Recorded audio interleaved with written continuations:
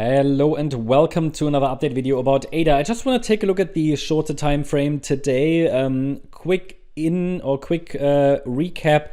The idea is that we are either in the wave 4 here in the yellow scenario, which is finding support most likely between 85 cents and 60 cents as highlighted here in our yellow support region. In that area at least, we want that wave 4 to find support, with additional support around 70.2 cents for this larger wave 4.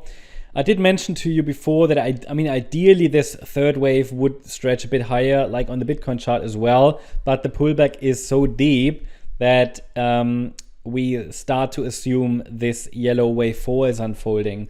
However, the pullback was not in 5 waves, so the pullback that we've seen from that swing high from the Saturday, the 23rd of November high, the pullback was in 3 waves, and that always keeps the door open for higher. It doesn't guarantee an upside breakout, but for example, had we seen a 5-wave move down, it would be more clearly the yellow count, because 5 waves down keep the door open for lower. 5 down means the trend is down.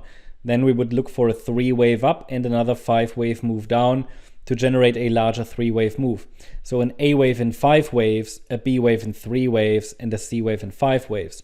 Now, it could be that it is this wave count, but the A wave is not in this case a 5-wave move, but only a 3-wave move. And that is absolutely possible. A waves are very often 3-wave movements. And in that case, we have to keep the door open for higher prices, which is why I gave you this alternative bullish wave count, which is very bullish actually, the way this is labeled here. I don't fully believe it, but still, you know, I let the market tell me what is going on. So we've seen a 3-wave pullback. I gave you the Fibonacci support levels that I could define based on the structure I had, and they were defined between 88 cents and 77.8 cents based on the microstructure here, because the way to determine targets for an internal C wave in this pullback, that is to take the length of the initial A wave and then we compare that to the length of a possible C wave. And the targets were between the 100% extension and the 161.8 extension levels, so between 88 cents and 77.8. And the 100% extension is usually an ideal target. And that was reached, and the market is trying to push higher from here. We're now approaching a point where we're now in a resistance area. So we reacted to support. We're now on our way into resistance. I will remove these support regions from the chart. We don't need them anymore. That gives us some space to add a resistance area to the chart, which would be standard resistance for a B wave. But please note that B waves, they don't really have an invalidation point. They can overshoot. They don't need to react to standard resistance, but they should do if it really is a B wave, right? But we know that B waves sometimes tend to overshoot, and please note that just a break above this standard resistance zone, it wouldn't be in any way invalidation or anything, right? So standard resistance is between $1.04 and $1.12, with an additional level at $1.08 or 1.087 to be specific. There is not really any clear structure in this rally that we've seen after the price reacted to the micro support region. So it's difficult to determine, are we already in the third wave to the upside in the blue scenario? So do we get another upside extension? Or are we actually just in a B wave corrective rally in a larger wave 4? And I think it will, to a degree, depend on Bitcoin. On the Bitcoin chart, we've seen that B wave as well. For example, on the Solana chart, we've also seen that B wave that we've been watching for from yesterday's low. But the question is, does it develop into something more bullish? Should we be able to identify a 5-wave move up from the low? And at the moment, the structure is just too small.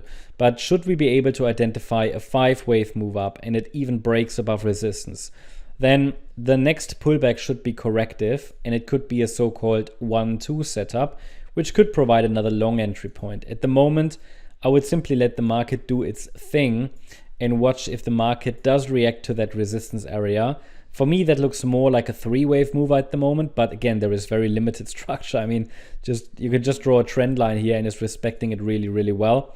But you could watch that trend line for a first signal that this B wave has topped, or that some kind of a local top is in place. For now, I think I would primarily see it as a B wave, but I'd be very happy if something more bullish plays out. So if anybody, for example, added positions in that Fibonacci support area yesterday, you might want to just move your stop into break even and then see if it goes even higher, even better. But until then, we have to be very mindful that the C wave could start soon to the downside, but the B wave itself in yellow there doesn't look finished yet, so we might stretch a little higher to 1.087 or $1.11. But then if that C wave to the downside unfolds, 85 cents is next support, and below that level, 77 cents.